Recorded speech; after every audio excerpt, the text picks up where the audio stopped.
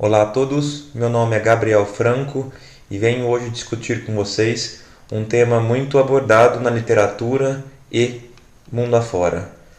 Qual a influência da proteína e de alguns aminoácidos na hipertrofia muscular? Será que existem efeitos benéficos, maléficos? Isso que nós tentaremos discutir nos próximos slides.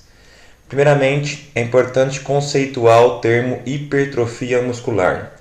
Se formos definir, de acordo com a teoria, seria o aumento da área da secção transversa de um músculo em virtude de um estímulo repetitivo. De maneira um pouco mais leiga, seria o aumento do tamanho dessas fibras musculares, que pode ser ocasionada por dois meios. Há a hipertrofia sarcoplasmática, conhecida também como metabólica, onde se aumenta substâncias inerentes à fibra muscular, como por exemplo glicogênio, enzimas e mitocôndrias, por meio de um estímulo com duração prolongada. Outro modo de se obter a hipertrofia seria a miofibrilar ou tensional, onde se aumenta as fibras contráteis. Neste momento estamos comentando sobre actina e miosina, que realiza a contração muscular. E esse processo acontece em virtude de uma alta sobrecarga. Então, de maneira um pouco mais próxima ao cotidiano, um tipo de hipertrofia que se obtém através de um exercício prolongado com cargas mais baixas e outro tipo de hipertrofia que se obtém através de um estímulo com cargas altas e número de repetições baixas. Aqui mora o grande X da questão, onde o personal trainer tenta encontrar qual estímulo o seu aluno responde melhor, com treinos com cargas maiores ou com cargas menores. Alguns pesquisadores mostram que o meio termo entre esses dois tipos de hipertrofia parece ser o ponto positivo. Trouxe aqui uma figura para exemplificar os dois tipos de hipertrofia. Então, ao lado esquerdo, há uma fibra muscular ou miofibrila, onde o branco seria a parte inerente ao músculo, como enzimas, glicogênios e assim por diante, e os pontos vermelhos seria a actina e miosina. Após a hipertrofia sarcoplasmática, aumenta a parte branca da fibra. E na parte de hipertrofia miofibrilar, aumenta-se o número de actina e miosina. Sempre que a gente pensa em síntese proteica, que é o principal termo relacionado à ingestão de proteína, devemos entender como esse processo ocorre. Então, primeiramente, é necessário entender que a mensagem para a síntese proteica está contida aqui no DNA, no núcleo da célula. E, após uma transcrição por meio de uma enzima-chave que chama RNA polimerase, uma molécula de RNA, conhecida como mensageiro, vai levar a informação desse DNA para fora do núcleo, ou seja, no citoplasma, para que aqui o RNA transportador traga os aminoácidos existentes que codificam essa informação contida no RNA e posteriormente o RNA ribossômico vem se ligando e formam os peptídeos, as proteínas, que são junções de vários aminoácidos. É necessário entender também que existem células específicas, conhecidas como células satélites, que estão diretamente relacionadas na hipertrofia muscular. Então, nesse gráfico, publicado aqui por dois autores em 2001, mostra que uma fibra muscular em repouso, após uma sessão de exercício, por exemplo, onde recebe miotrauma, ela é danificada, causam-se microlesões nelas. E aí essas células satélites se proliferam para o local de lesão e vão se juntando, para que formam novos núcleos e assim por diante continue o processo e vai aumentando sempre a quantidade ou de actina miosina ou de mitocôndrias, glicogênio e enzimas chaves no processo oxidativo. Esse processo é de suma importância para que ocorra a hipertrofia muscular. E novamente, dependendo do estímulo, se for mais prolongado com menos carga ou menor tempo de duração com mais carga, essas adaptações vão ser recorrentes a esse estímulo. Trouxe um artigo publicado recentemente que aborda a memória muscular. todos já devem ser deparados com, após o momento de cessação do exercício físico, a pessoa ou o indivíduo tende a perder massa muscular. Por conta de quê? Por conta que terminam-se os estímulos para produzir ou manter a quantidade de fibras musculares. Contudo, esse termo-chave, conhecido como memória muscular, é de suma importância para que a adaptação, quando voltar a treinar, seja mais rápida do que esse processo de uma pessoa destreinada. Então, ao lado esquerdo da figura, tem uma pessoa que nunca treinou, que vai passar por essas adaptações através de fusão de células satélites até chegar na hipertrofia muscular. Quando uma pessoa para de treinar, as células continuam aqui, só que de forma inativas. Assim que voltam a treinar, o processo para recuperar a hipertrofia vai ser muito mais rápido do que uma pessoa que está sem treinar, certo? Além disso, quando a gente pensa em hipertrofia muscular, há um termo-chave que devemos estar sempre comentando, seria a via da mTOR. Estimular a via da mTOR e cascata abaixo tem grandes possibilidades de resultar em síntese proteica lá na frente.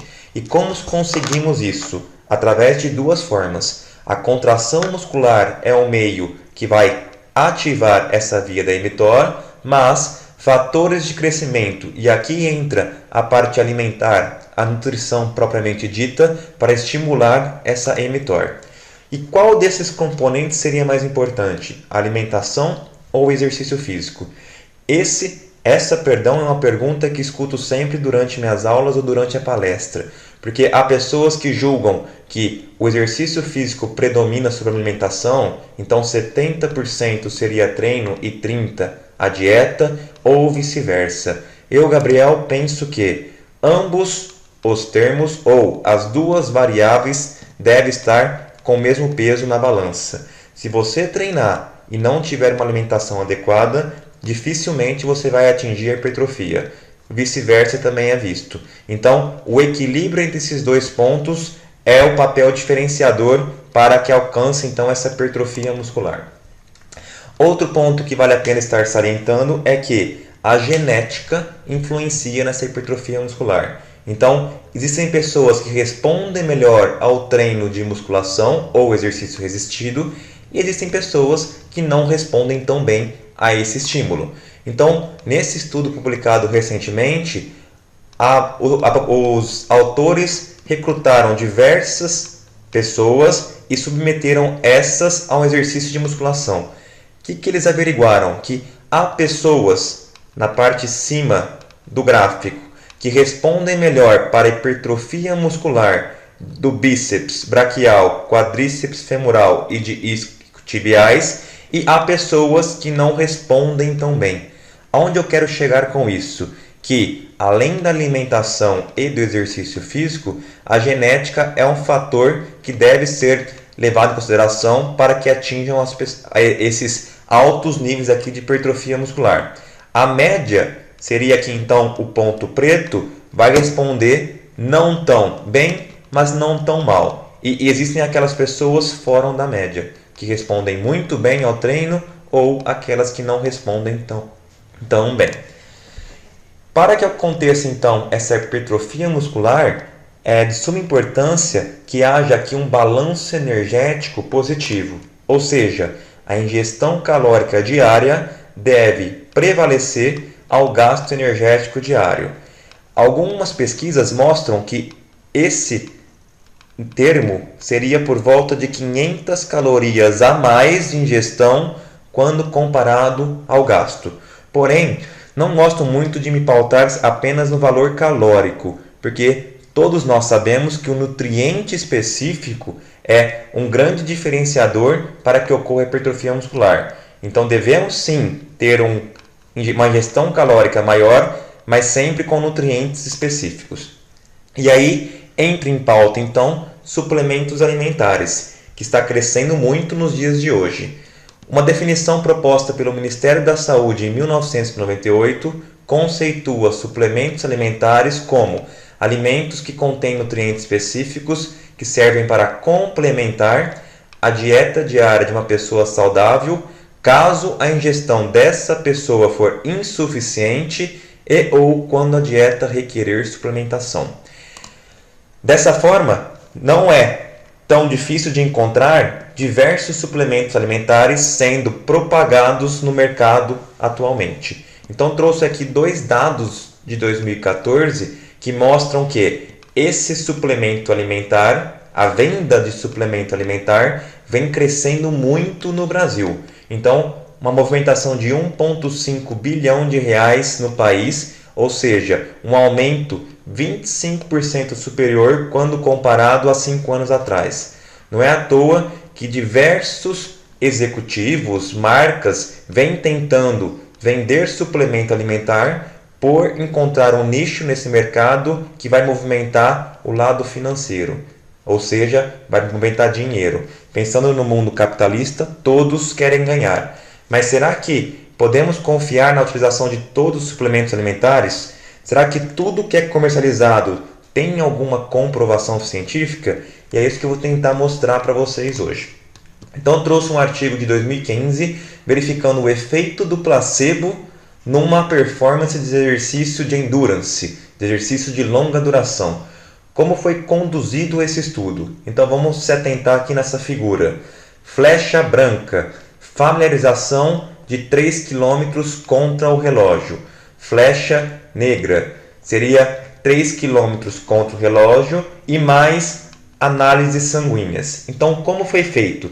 Primeiramente recrutaram alguns indivíduos para realizar esse teste de 3 km e logo após a familiarização eles foram subdivididos em 2 grupos. Grupo controle e grupo placebo. O que seria o grupo placebo? Seria a administração intravenosa de eritropoetina, que é um hormônio produzido no rim, que aumentaria a produção de hemácias. Ou seja, os atletas não sabiam que estavam ingerindo placebo. Eles pensavam que estavam ingerindo essa eritropoetina e, portanto, melhorariam o rendimento deles. E os pesquisadores, na verdade, queriam testar se só o fato de falar para eles que eles estavam utilizando um tipo de hormônio melhoraria esse rendimento. Então, iniciou com um grupo ingerindo controle e esse outro grupo ingerindo placebo. Após 7 dias de administração, realizava-se um outro teste de 3 km contra o relógio. 14 dias de washout, que seria um período para que ambos não ingerissem nada, invertiam-se os grupos. Então teve um design crossover, onde todos os atletas realizavam os 2 tipos de protocolo. Nessa figura mostra o rim produzindo esse hormônio, eritropoetina, e aumentando então células vermelhas que captariam mais oxigênio e, consequentemente, melhorariam o rendimento desses atletas de endurance. O que eles encontraram na tabela 1? Grupo controle, grupo placebo.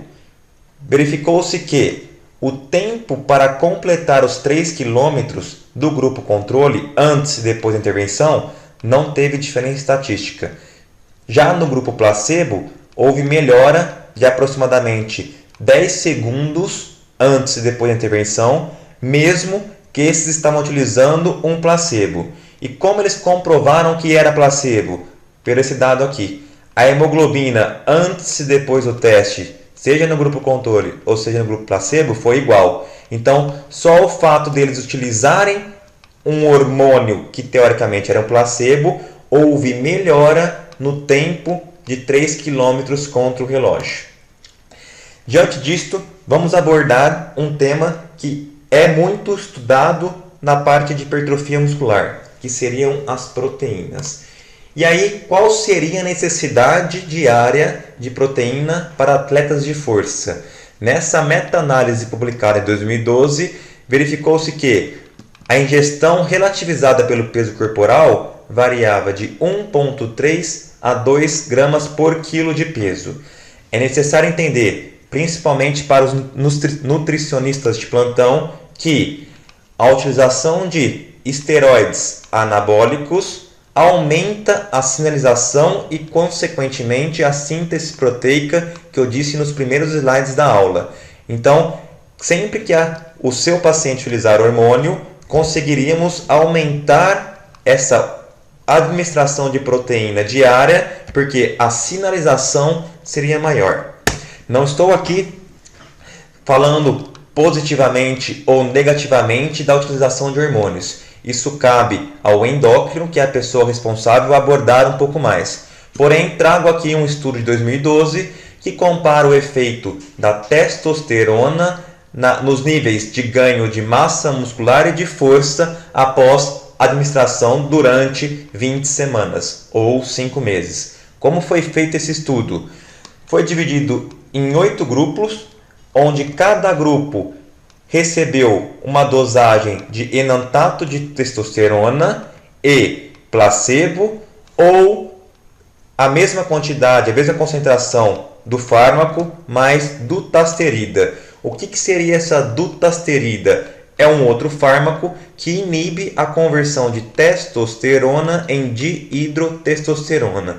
Ele é utilizado para a calvície, porque esse hormônio induz a calvície. Então os autores pensavam que, utilizando esse inibidor de conversão de testosterona para dihidrotestosterona, seria mais disponível essa testosterona livre, que consequentemente poderia aumentar a força. Qual que foi o grande achado aqui do estudo? Onde todos os indivíduos não realizavam exercício físico. Eles verificaram que a mudança na massa muscular, na força no exercício aqui de leg press, para o grupo placebo ou o grupo dutasterida foi igual. Mas o que eles encontraram? Encontraram que, independente de realizarem exercício ou não, só o fato de utilizar um hormônio aumentou-se a massa muscular isenta de gordura, diminuiu a quantidade de gordura e aumentou os níveis de força. Então, estou querendo dizer que só o fato de utilizar hormônio já aumentam todas essas variáveis. Imagine uma pessoa que usa hormônio, que treina muito bem e faz dieta. Esses níveis teriam de aumentar ainda mais. Os efeitos colaterais ficam para uma próxima aula e para alguém que tenha domínio pleno sobre o assunto. Será que quanto maior a ingestão de proteína, melhor? Estudo clássico publicado em 2009 por Moore e colaboradores verificou que há uma ingestão limite de proteína por refeição. Como foi conduzido o estudo?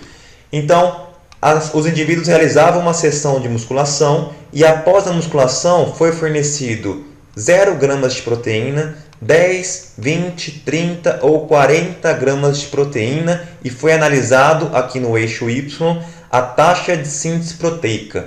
O que eles verificaram? Que com o aumento da proteína, essa síntese proteica também aumentou, exceto de 20 gramas para 40 gramas, onde a síntese proteica foi igual. Se 20 gramas de proteína proporcionou a mesma síntese proteica de 40 gramas de proteína, por que utilizar então 40 gramas de proteína? Aí vocês podem estar se perguntando, mas será que 20 gramas de proteína no pós-treino seria um valor para todos? Esse mesmo grupo, lá na frente, relativizou a quantidade de proteína de acordo com a faixa etária. Então eles verificaram que adultos necessitariam de 0,24 gramas por quilo de peso por refeição e idosos 0,4 gramas por quilo de peso por refeição para terem a mesma síntese proteica do que adultos.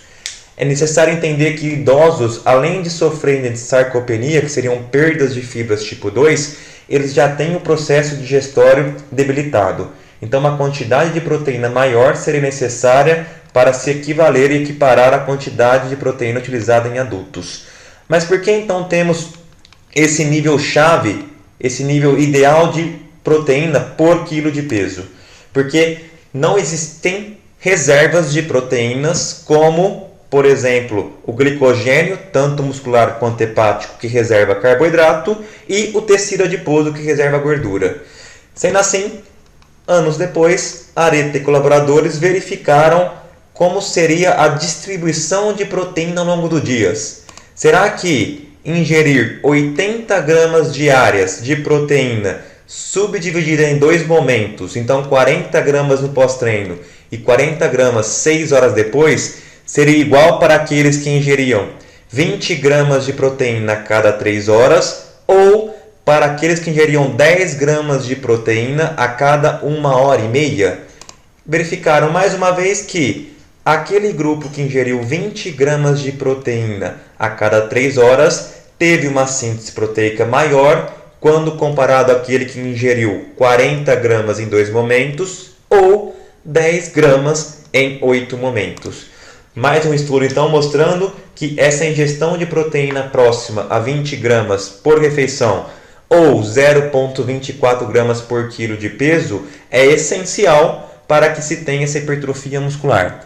E há algum malefício em ingerir muita quantidade de proteína? Então, uma meta-análise publicada em 2014 comparou o efeito de dietas hiperproteicas com dietas normo ou hipoproteicas em indivíduos sem insuficiência renal. Esse estudo verificou que a taxa de filtração glomerular, os níveis de ureia e de excreção de cálcio urinário foram maiores para as dietas hiperproteicas. Não estou dizendo que isso vai induzir uma falência renal, porque o nosso rim se adapta de acordo com a quantidade de proteína ingerida. Contudo, não sabemos ainda a longo prazo, que faltam estudos aí de anos para avaliar essa ingestão hiperproteica, se há realmente danos renais ou hepáticos. Até então, se fala muito dessa adaptação renal. Porém, ao meu ver, verificamos anteriormente que alta ingestão de proteína não vai ser benéfica para a hipertrofia muscular. Então, qual seria o motivo de utilizar muita proteína se não conseguimos utilizar todo esse aminoácido encontrado na proteína e aí sim poderia, quem sabe, depois de anos, ter alguma influência nos níveis aqui de marcadores renais e hepáticos. Existem diversos tipos de suplementos no mercado. Será que existe um melhor do que o outro? Então, será que o whey protein, que seria o soro do leite, concentrado, hidrolisado, isolado, ou a proteína da carne vermelha, a proteína do ovo, do frango, do vegetal, é melhor uma do que a outra? Eis que um estudo aqui comparou dois tipos de whey protein. Uma proteína hidrolisada, que seria aqui a bolinha preenchida em preto, e a bolinha sem preencher, um whey protein concentrado. E verificaram os níveis de BCAAs, ou aminoácidos de cadeia ramificada no sangue, após a ingestão dos dois tipos de whey, ou os aminoácidos essenciais. O que eles encontraram? Encontraram que a proteína hidrolisada teve um tempo de absorção mais rápido do que a proteína concentrada, como era de se esperar, porque esse tipo de proteína já contém enzimas que digerem parcialmente os peptídeos em moléculas menores, facilitando a digestão e absorção. Quanto tempo foi para ocorrer a absorção máxima aqui do whey protein hidrolisado? Por volta de 20 minutos. E o concentrado? Por volta de 60 minutos. Tem um que é melhor que o outro? Não. Na verdade, temos que ver para quando gostaríamos de absorver a proteína. Não necessariamente, com exceção para indivíduos de endurance, que esse momento pós-treino é essencial para a ressíntese de glicogênio, teríamos que absorver muito rápido esse tipo de proteína. Então, isso é o nutricionista que vai adequar, de acordo com o seu dia a dia, qual seria o tipo de proteína necessário. Vocês devem ficar se perguntando, mas e o whey isolado? Como é que seria a absorção? Mais rápida ou mais lenta que esses dois tipos citados anteriormente? O whey isolado, que é aquele que não tem o carboidrato, que seria a lactose, em sua composição, leva por volta de 40 minutos para absorção ótima. Então, entre os três tipos de whey citado anteriormente, o mais rápido seria o hidrolisado, depois o isolado e depois o concentrado. Será que existe aqui algum elemento que favorece, que maximiza esse potencial anabólico no pós-treino? E aí vem esse estudo publicado por Stuart Phillips, que é o principal pesquisador desse mundo contemporâneo que estuda proteína. Então, para quem gosta de assunto, busca esse nome que você vai estar sempre bem servido de estudos atuais. Comparou 3 tipos de proteína após uma sessão de musculação: whey protein, proteína de soja e caseína. E o que eles verificaram? Que Após a musculação, um exercício resistido, aquele que continha maior concentração de leucina, no caso seria o whey protein, teve uma síntese proteica maior e mais rápida quando comparado ao soja, que ficou em segundo, por conter mais leucina do que caseína e menos do que o whey, e por fim, caseína, que foi o que continha menos leucina em sua concentração. Então, pós-treino, o whey foi melhor do que soja, do que foi melhor que caseína. Aqui vale a pena tentar a utilização de soja, que é muito crucificada atualmente, mas que teve aqui um efeito mais positivo para pós-treino do que a caseína, por conter mais leucina. Outro ponto interessante, a caseína não teve esse estímulo muito alto na síntese proteica logo após o treino, porém, 3 horas depois da ingestão, ela estava maior do que o whey, do que a soja. Mais uma vez, dependendo do tipo de proteína utilizada, você vai ter a síntese proteica mais rápida ou mais lenta. Esse é um dos motivos que a caseína é muito utilizada antes de dormir, por ter a digestão muito lenta e aí manter esse pool de aminoácidos não tão alto na corrente sanguínea, mas estável por mais tempo. Pensando na leucina, já que vimos anteriormente do efeito dela aí na síntese proteica, diversos estudos na década de 2000 começaram a ser feitos para verificar, será que a leucina seria melhor do que o whey protein sozinho ou não? E aí um estudo de 2015 comparou um grupo controle, um grupo que recebeu só leucina e um grupo que recebeu whey. Na coluna branca sem exercício, na coluna cinza com exercício. O que eles verificaram? Que só o fato de fazer exercício sem receber nenhum tipo de proteína favoreceu a síntese proteica. Mas quando comparado a leucina com o whey protein foi melhor no pós-treino, porque além de ter leucina, contém todos os outros aminoácidos chaves. Um grupo de pesquisadores presentes lá na Escola de Educação Física de São Paulo, da USP, mediados principalmente pelos professores Marcelo Aoki e Guilherme Artioli, verificaram a utilização de leucina na atenuação de perda de massa muscular. Então, como foi feito esse estudo? Foi feito com ratos, onde foram subdivididos em 3 grupos. Grupo controle, grupo que recebeu aqui leucina e teve os membros inferiores imobilizados. Quantos eles receberam de leucina? 2,7 gramas por quilo de peso antes, durante e após a imobilização. E um terceiro grupo que também teve os membros inferiores imobilizados, mas não recebeu leucina. Se nós pensarmos, sempre que há uma fratura ou se imobiliza um membro, por conta de não estar tendo estímulos para manter a quantidade de massa muscular, você tem uma atrofia muscular. Será que a leucina influenciou nessa atrofia muscular? Foi feita uma biópsia muscular e análises genéticas para avaliar então tais objetivos. Primeiramente, ao analisar a quantidade de massa muscular do sólio que está presente lá no tríceps sural junto do gastrocnêmico, verificou-se que o grupo que foi imobilizado e recebeu leucina, que é a linha tracejada, teve uma quantidade de massa muscular maior no final do experimento quando comparado ao grupo de ratos que foi imobilizado e não recebeu nada. Porém, quando analisado a síntese proteica antes e depois do experimento, verificou-se que tanto o grupo que não recebeu leucina como aquele que recebeu leucina e foram imobilizados tiveram uma síntese proteica menor ao rato que não foi imobilizado. Então, nesse achado, a leucina não favoreceu a síntese proteica, ou seja, ela favoreceu para atenuar a degradação proteica. Então, por isso que a leucina vem sendo muito utilizado em estudos com idosos, que já tem essa degradação proteica maior por conta da sarcopenia. Outro estudo interessante. Será que existem diferença entre diversos tipos alimentos fontes de proteína quando comparado ao perfil de aminoácido sanguíneo?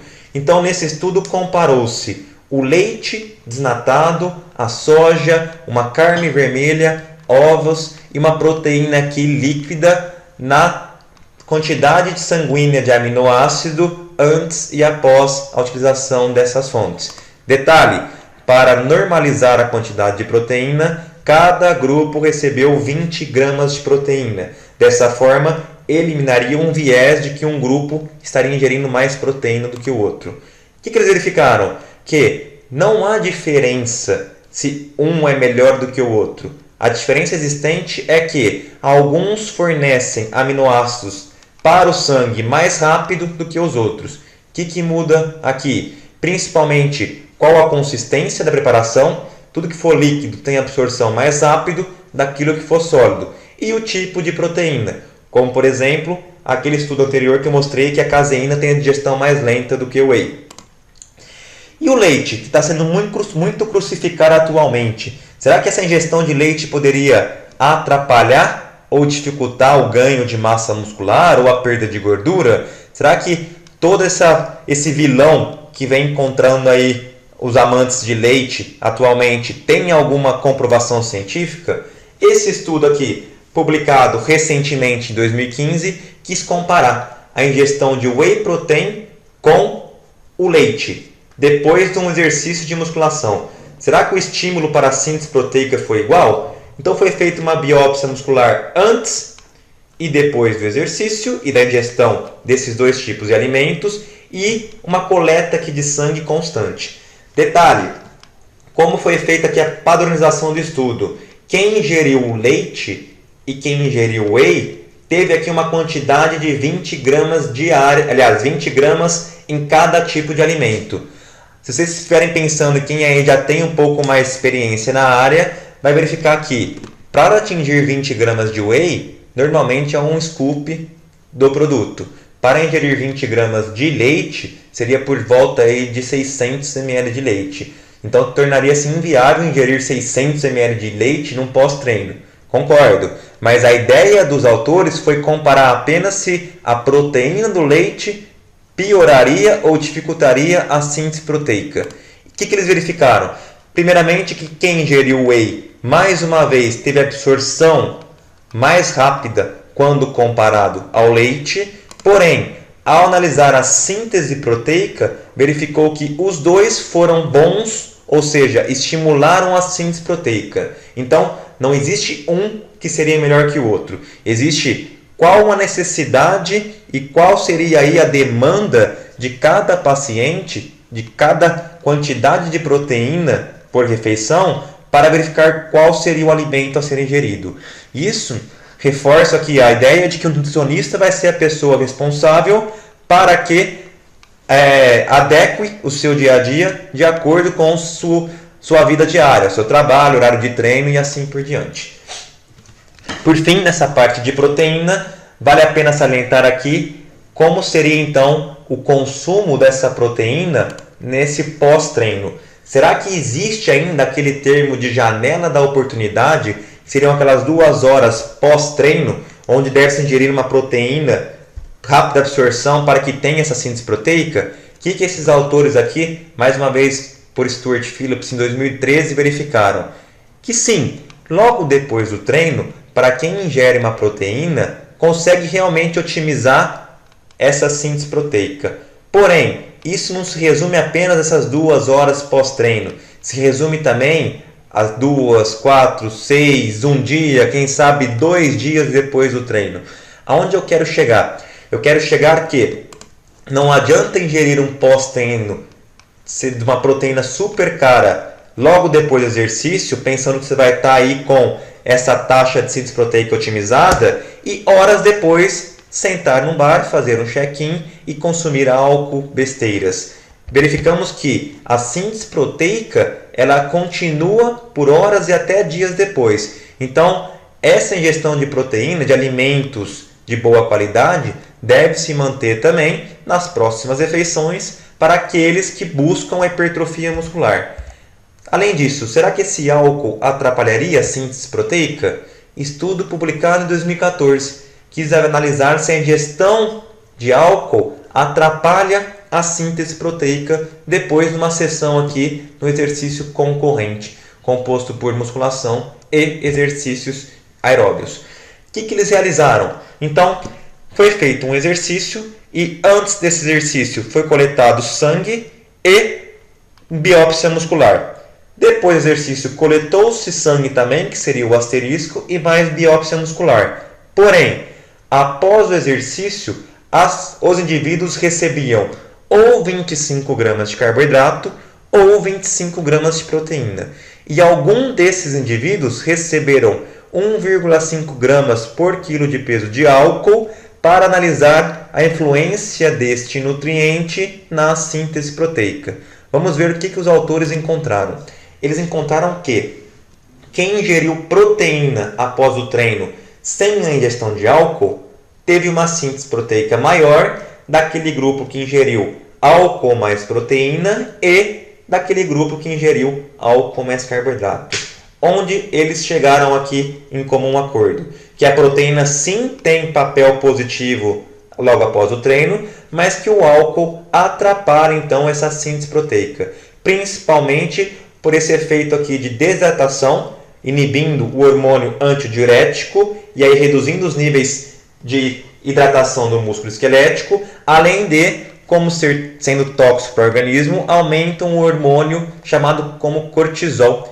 Esse cortisol favorece a quebra de massa muscular para transformação de energia. Não estou dizendo que ninguém pode ingerir álcool, mas que dependendo do objetivo da pessoa, não é um momento muito interessante ingerir um álcool logo após o treino. Continuando o assunto de proteína, será que a ingestão de carboidrato junto de proteína melhora ou maximiza a síntese proteica? Isso foi muito abordado cerca de 10, 15 anos atrás, que deveria se ingerir um carboidrato de rápida absorção logo após o treino para evitar que você não conseguisse otimizar a síntese proteica, ou seja, não deixar a proteína se transformar em energia e aí perder o efeito principal, que seria a síntese proteica após a ingestão de proteína. Então, esse grupo de pesquisadores, comentei sobre o Stuart Phillips, esse outro aqui, que encabeça essa lista de pesquisadores, Van Loon, é o segundo ou, para algumas pessoas, o primeiro, o melhor, o que mais publica nessa área de proteína. Compararam, logo após uma sessão de exercício, um grupo ingeriu proteína, outro grupo ingeriu proteína com carboidrato de baixo índice glicêmico e o terceiro, proteína com carboidrato de alto índice glicêmico. Será que teve algum efeito aqui na síntese proteica? Nos níveis de insulina, como era de se esperar, sim. Aqueles que ingeriram carboidrato com alto índice glicêmico aumentaram a concentração de insulina sanguínea. Porém, quando comparado à síntese proteica após o treino, não teve diferença ingerindo proteína sozinho ou proteína junto de um carboidrato, seja de baixo ou de alto índice glicêmico. Mais uma vez, não estou dizendo que você não deve ingerir carboidrato no seu pós-treino. Dependendo do objetivo e da quantidade calórica diária da refeição, acho de suma importância incluir um carboidrato no pós-treino para que atingimos o valor calórico total no final do dia. Mas estou dizendo que esse carboidrato não vai ser primordial para a síntese proteica logo após o treino. Parte 2 da aula. Aminoácidos de cadeia ramificadas, BCAAs. Quais seriam os papéis dos BCAAs na síntese de proteína? Primeiramente, é legal salientar aqui os papéis dos aminoácidos. Então, nesse gráfico, conseguimos verificar aqui o ciclo de Krebs ou ciclo de ácido cítrico. E aí, dos 20 aminoácidos existentes, alguns são glicogênicos, que seriam os rosas, e alguns são cetogênicos, que seriam os azuisinhos. Vamos lá. Pensando em BCAAs, estamos falando de leucina, isoleucina e valina. 3 aminoácidos essenciais que não conseguimos sintetizar de forma endógena. Precisa ser adquirido via alimentação. Dos 3 aminoácidos, um deles, a valina, seria glicogênico. Os outros 2 seriam cetogênicos. Então, tanto os cetogênicos quanto os glicogênicos vão se transformar em energia para organismos em momentos de escassez. Os rosas glicogênicos se transformam em glicose, então alimentam aqui tecidos que se necessitam desse substrato, como por exemplo o cérebro.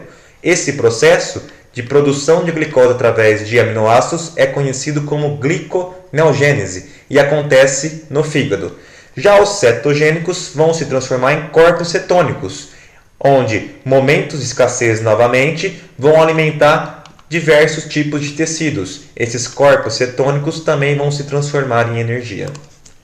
Quando a gente pensa em BCAA, que teve aí o boom de estudos publicados por volta de 1995, 2000, todos pensavam que a suplementação de BCAA retardaria a fadiga, principalmente por qual motivo? Porque eles competeriam com o triptofano e adentrariam a barreira hematoencefálica. Se a gente conseguisse aumentar a quantidade de BCAA na barreira hematoencefálica e não deixasse passar esse triptofano, os níveis de serotonina circulante seriam menor. E quando a serotonina está baixa, a fadiga central não estaria alta. Ou seja, se nessa disputa entre triptofano e BCAA passasse mais triptofano, aumentaria a serotonina e aí induziria a fadiga. Porém, esses achados estão caindo por terra abaixo nos dias atuais. Então aqui um estudo publicado em 2014, onde comparou: será que a suplementação de BCAA por 7 dias melhoraria aqui o desempenho, os danos musculares em maratona? Como o próprio título já diz, verificou-se que foi inefetivo, ou seja, a suplementação de 5 gramas por BCAA nos dias antecedentes à maratona não resultou em melhora em rendimento. Então, não teve melhora nem no tempo para completar essa prova de 42 quilômetros, como também para analisar, para verificar esse salto vertical ao término da prova. Então, o que os autores realizaram? Depois de uma maratona, um grupo, que seria aqui, quem recebeu o BCAA, realizou esse salto vertical logo depois, 3 minutos depois do término da prova, e o outro grupo que não recebeu nada, que era placebo, também realizou esse mesmo tipo de teste. E coletou-se urina antes e depois da prova. O que eles verificaram? Novamente, o tempo aqui de prova, a velocidade média, não foi melhor para o grupo que recebeu o BCAA. Além disso, esse nível aqui de salto vertical, então centímetros, será que quem ingeriu BCAA conseguiu saltar mais alto do que quem não ingeriu nada, quem ingeriu placebo? Não foi verificado isso. Vamos analisar aqui. Pré-prova, pós-prova. Ambos os grupos decaíram a distância ou a quantidade de centímetros nesse salto vertical. Além disso, ambos os grupos perderam força na perna e velocidade nessa contração muscular. Ou seja, BCAA não foi eficiente para atenuar lesões musculares. Outro estudo, publicado em 2012. Será que a suplementação por 8 semanas com BCAA em exercícios de musculação alteraria a composição corporal? Então foram realizados essas análises com 19 sedentários, onde foi feito aqui 8 exercícios por dia em cada sessão, 4 vezes por semana, durante 2 meses ou 8 semanas. Subdivididos em 2 grupos. Grupo BCAA recebeu 4,5 gramas de BCAA antes e depois do treino, e grupo placebo não recebeu nada. Vamos lá, vamos tentar analisar então a composição corporal antes e depois dos testes. Placebo, BCAA. O que encontramos? Encontramos que quem recebeu placebo ou quem recebeu BCAA não apontou uma diferença estatística em mudanças na composição corporal, tanto para massa isenta de gordura como para massa magra. BCAA não foi eficiente para melhorar a massa muscular. E aí, será que aqueles achados anteriores relacionados a BCAA, com retardar a fadiga ou até para aumento de massa muscular, são efetivos em seres humanos? O que eles verificaram? Verificaram que, com o aumento aqui do gasto energético, do consumo de oxigênio no exercício, aumenta-se a oxidação de aminoácidos. Ou seja, aminoácidos participam mais para a formação de energia nos exercícios extenuantes. Além disso, a concentração de leucina e síntese proteica tem uma relação que a gente disse lá atrás, não necessariamente como aumentando essa síntese proteica, mas principalmente atenuando a perda de massa muscular.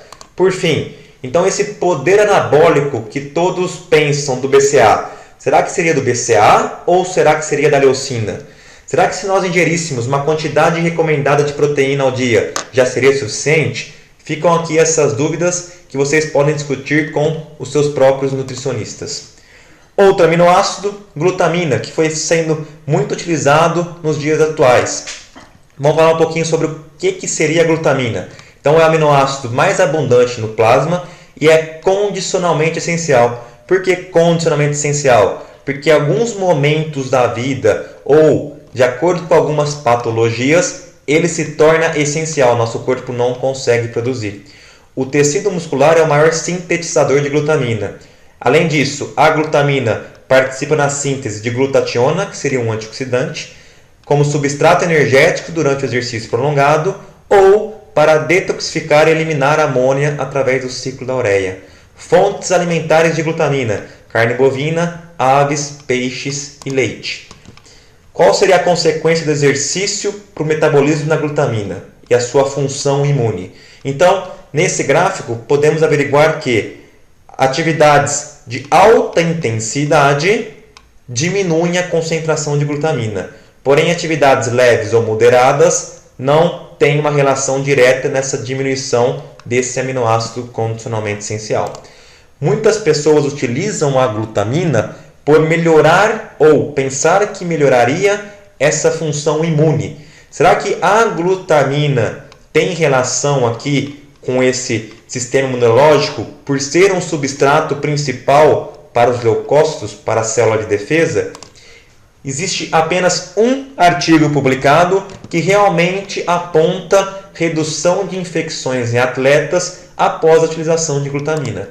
Porém, esse estudo foi conduzido por uma percepção subjetiva, ou seja, antes e depois da maratona, alguns atletas receberam glutamina, outros receberam placebo. E aí perguntou se para eles, será que vocês, recebendo 5 gramas de glutamina logo após o exercício, tiveram uma melhora no sistema imunológico? Ou seja, vocês tiveram infecções nesse período? E aí aqueles que receberam glutamina tiveram menor incidência de infecção, mais uma vez, uma maneira subjetiva de analisar, do que aqueles comparado com o placebo. Estudo aqui publicado de revisão para avaliar a eficácia da glutamina em exercícios e treinamentos verificou que a ingestão de 3 a 6 gramas por dia em atletas é normal, sendo que doses mais altas, então aqui maior do que 0,65 gramas por quilo por dia, aumenta a concentração de amônia, principalmente por debilitar o ciclo da ureia, mas não encontram comprovação científica que melhoraria o sistema imunológico por suplementar com esse tipo de aminoácido.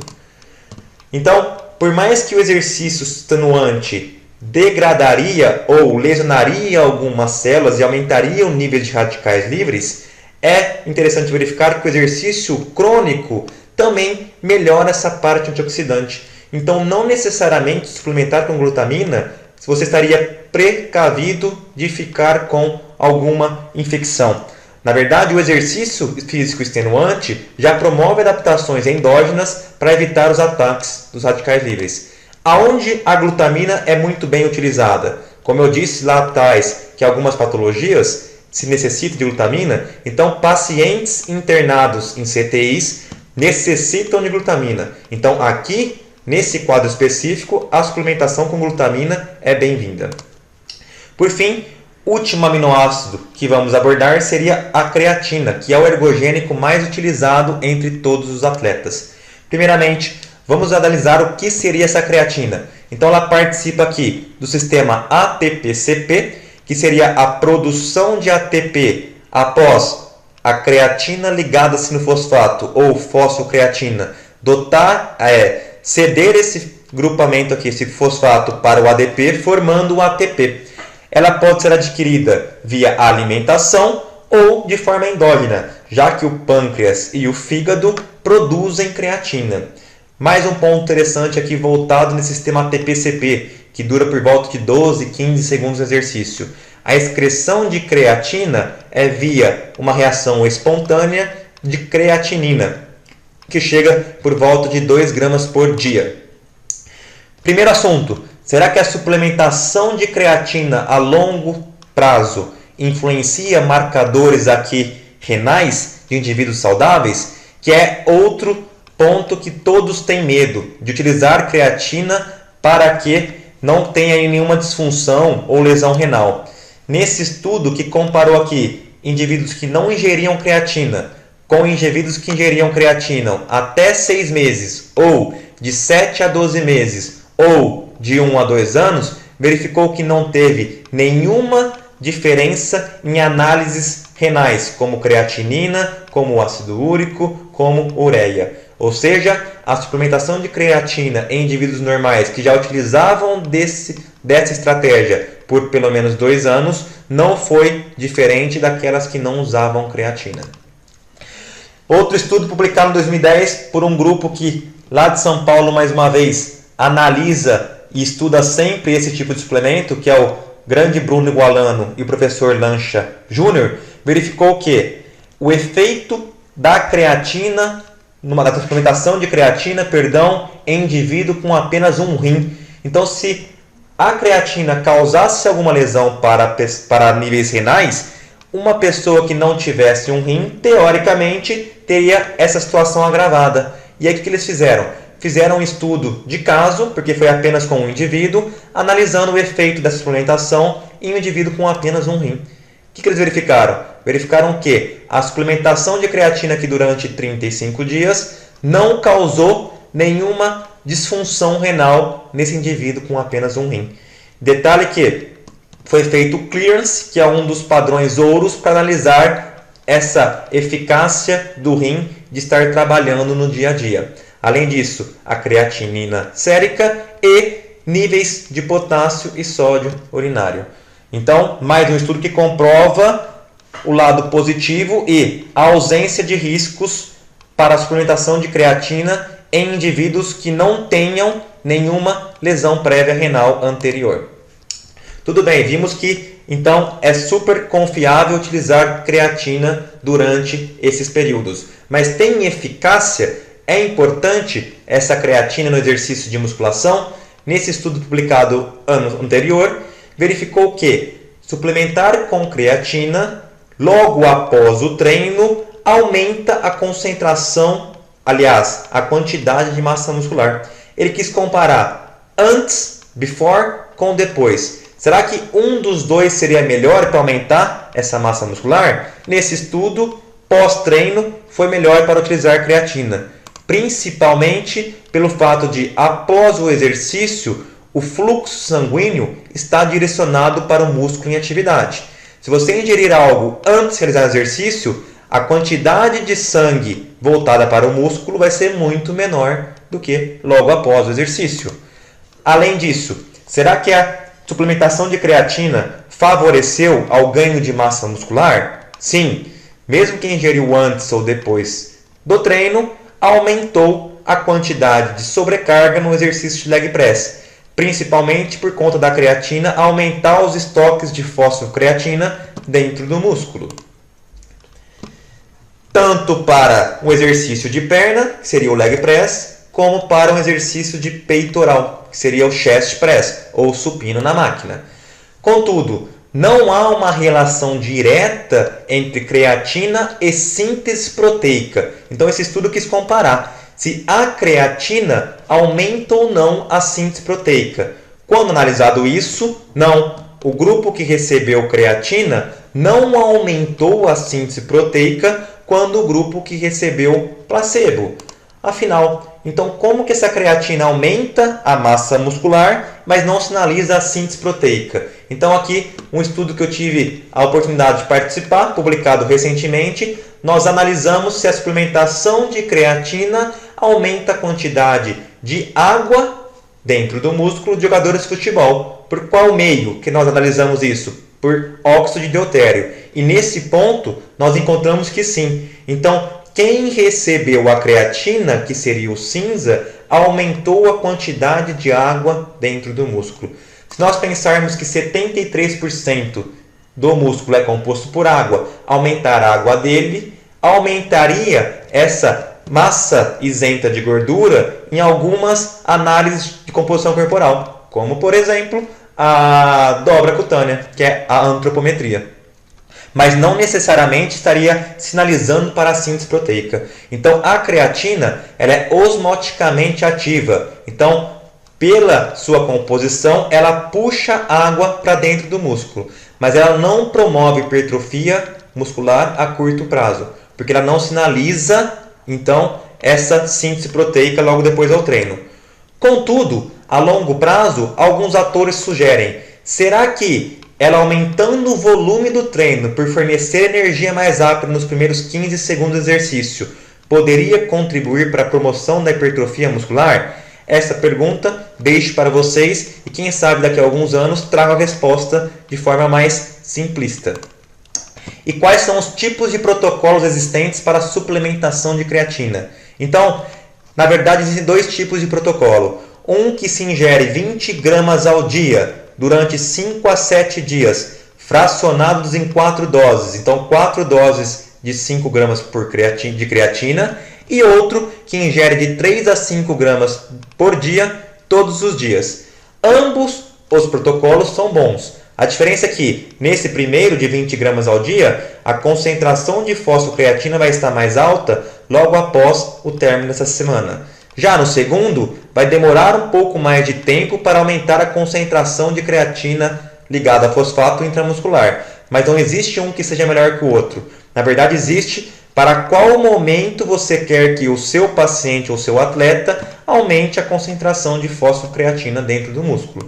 E em relação aos tipos de creatina, existe um que seria melhor do que o outro? Então, nesse estudo, verificou-se que a creatina monoidratada tem uma retenção maior do que a creatina etil-éster. Então, a monoidratada, que seria a mais barata comercializada no mercado, consegue aumentar a concentração de creatina intramuscular mais fácil, ou seja, melhor do que aquela comparada com essa creatina etil-éster. Por fim, deixo aqui uma imagem dizendo que a ciência é muito mutável. Então, tudo que eu trouxe para vocês hoje seria o que está publicado atualmente na literatura. Pode ser que daqui a alguns anos isso muda. Como, por exemplo, o BCA, que eu já disse lá atrás que era comprovado teoricamente pela ciência e hoje caiu em desuso. Então, quero dizer que todos nós devemos estar se atualizando sempre para evitar que carregamos conosco um dado achado lá atrás que não tem mais plausibilidade na literatura. Espero que vocês tenham gostado. Agradeço a todos a atenção. Deixo aqui o meu e-mail para qualquer dúvida ou para que vocês, caso queiram, peçam um desses artigos que eu utilizei na aula, que mandarei sem problema nenhum. Um grande abraço e até mais.